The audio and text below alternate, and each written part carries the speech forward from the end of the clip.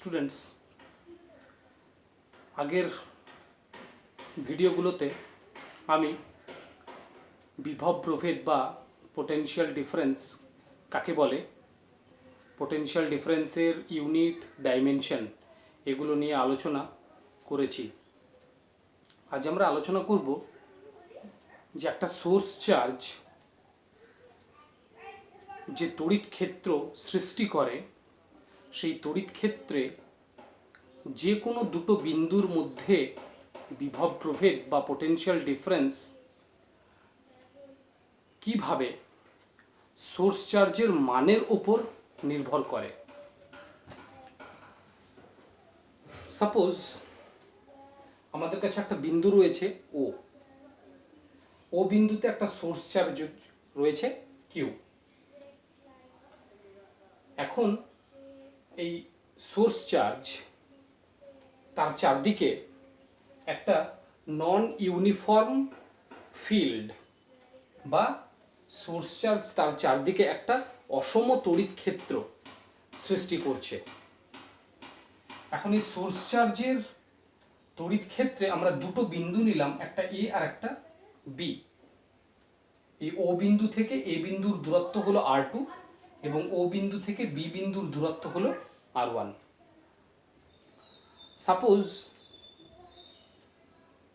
Source চার্জের তড়িৎ ক্ষেত্রে এই এ বিন্দুতে একটা টেস্ট চার্জ রয়েছে প্লাস কিউ। এই টেস্ট চার্জ সোর্স চার্জের বিকর্ষণ বলের বিরুদ্ধে বহিস্থ বলের ক্রিয়ায় বা একটা এক্সটার্নাল ফোর্সের জন্য খুব ধীর গতিতে বা সমবেগে এ বিন্দু থেকে বি বিন্দুর দিকে অগ্রসর হচ্ছে, বা আমরা ধরে নিতে পারি এই টেস্ট চার্জ তার গতিপথে প্রত্যেকটা বিন্দুতে ইকুইলিব্রিয়ামে রয়েছে বা সাম্যাবস্থায় রয়েছে। এখন ধরি কোনো একটা মুহূর্তে টেস্ট চার্জ পি বিন্দুতে রয়েছে, যে পি বিন্দুটা সোর্স চার্জ থেকে এক্স দূরত্বে রয়েছে। এখন টেস্ট চার্জ যখন পি বিন্দুতে রয়েছে তখন সোর্স চার্জ যের জন্য এই এক্স দূরত্বে পি বিন্দুতে তড়িৎ ক্ষেত্র প্রাবল্যের মান কত হবে? Q by 4 pi epsilon naught x square. এখন এই ইলেকট্রিক ফিল্ড পি বিন্দুতে অবস্থিত টেস্ট চার্জের ওপরে কি পরিমাণের বল ক্রিয়া করবে তাকে আমরা বলছি F electrical, that is equal to q into E পরিমাণের, বা q into small q divided by 4 pi epsilon not x square. এখন যেহেতু টেস্ট চার্জ তার গতিপথের প্রত্যেকটা বিন্দুতে সাম্য অবস্থায় আছে এবং টেস্ট চার্জ সোর্স চার্জের বিকর্ষণ বলের বিরুদ্ধে এ বিন্দু থেকে বি বিন্দুর দিকে অগ্রসর হচ্ছে, তাই আমরা ধরে নিতে পারি যে টেস্ট চার্জের ওপর একটা এক্সটার্নাল ফোর্স ক্রিয়া করছে, যার মান হবে অবশ্যই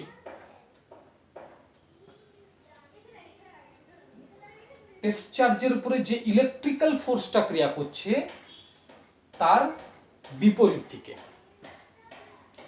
ঠিক আছে, দ্যাট ইজ ইকুয়াল টু, এটা কি হবে, মাইনাস কিউ ইন্টু ই।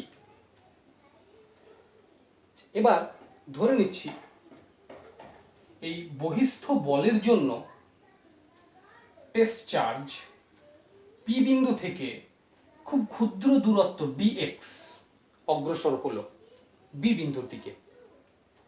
এখন এই ডিএক্স দূরত্ব এতটাই ক্ষুদ্র যে আমরা ধরে নিতে পারি এই ডিএক্স দূরত্বের প্রত্যেকটা বিন্দুতে তড়িৎ ক্ষেত্র প্রাবল্যের মান হবে পি বিন্দুতে তড়িৎ ক্ষেত্র প্রাবল্যের মান ই এর সঙ্গে সমান। এখন এই ডিএক্স ক্ষুদ্র সরণের জন্য এই টেস্ট চার্জের ওপরে বা ডিএক্স ক্ষুদ্র সরণের জন্য বহিস্থ বল কি পরিমাণের কাজ করছে, আমরা কি লিখব, F external dot dx that is equal to F external into dx into cos 0 degree. যেহেতু বহিস্থ বল ক্রিয়া করছে এ থেকে বি অভিমুখে এবং সরণ ডিএক্স সেটাও হচ্ছে এ থেকে বি অভিমুখে, তাই সরণ এবং এফ এক্সটার্নাল তাদের মধ্যবর্তী কোণ হচ্ছে 0 ডিগ্রি, তাই আমরা লিখলাম cos 0 degree that is equal to F external into dx. এখন আমরা নির্ণয় করি যে টেস্ট চার্জ এ বিন্দু থেকে বি বিন্দুতে এলে বহিস্থ বল মোট কি পরিমাণের কৃতকার্য করছে, that is W is equal to integration ডিডাব্লিউ that is equal to F external into dx, যেখানে লিমিটটা আমরা নেব R2 থেকে R1 পর্যন্ত, যেহেতু আমরা আসছি এ বিন্দু থেকে বি বিন্দুর দিকে, তাহলে লিমিটটা হবে আমার R2 টু R1। এখন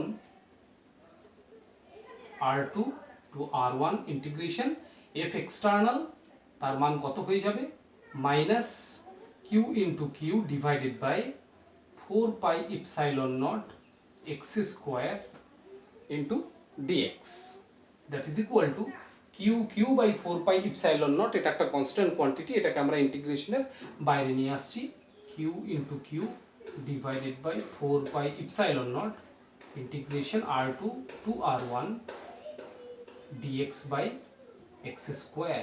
এখন আমরা জানি